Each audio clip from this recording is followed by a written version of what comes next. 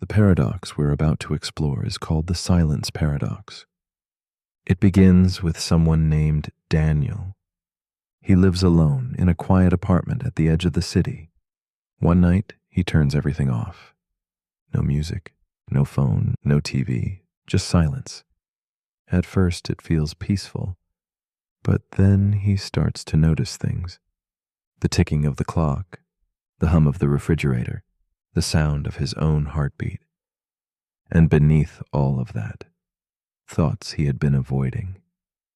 He tried to listen to silence, but silence had something to say.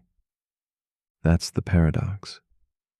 The more you try to hear silence, the more you notice sound. This is the silence paradox. It asks a simple question with a complicated answer. Can silence truly exist if trying to hear it creates noise? The act of listening makes you aware, and that awareness invites distractions.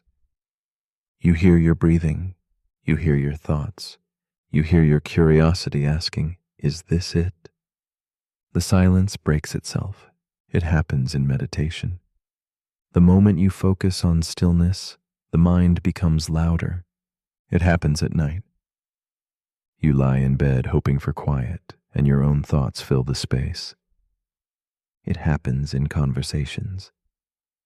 Someone pauses, and the silence feels heavy. Not because of what's there, but because of what's missing. True silence may be impossible to experience directly, because the moment you try, you're no longer silent inside. But maybe that's the point. Maybe silence isn't the absence of sound, but the absence of resistance. It's not about removing every noise. It's about not needing to fill them. It's the space between thoughts, not the silence outside the room.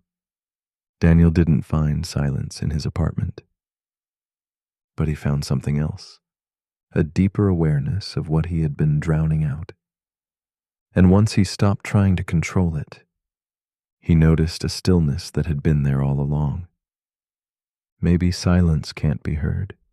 Maybe it can only be felt. So as you lie here now, don't listen too hard. Don't try to hear nothing. Just let everything fall away.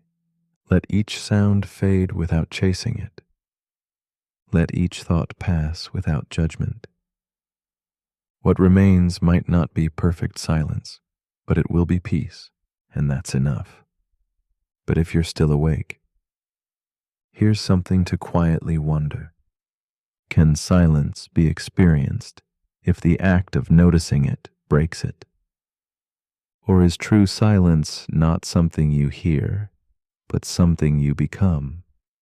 Let me know in the comments if the silence lets you speak.